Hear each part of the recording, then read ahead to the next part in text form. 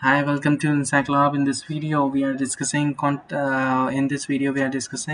MZOE 003. Before starting, I want to share something. We are providing all assignments in the PDF and the handwritten form. If you are looking for any type of help related to the answers, or you want to help to write your answers, so we will provide all the answers accordingly, and we will send your answers at your place. So in this video, you can see here there are total 10 questions in this paper. If you are looking for these answers, so contact us anytime, and we will provide all the answers on your WhatsApp, or you need a handwritten, so we will ship to your address.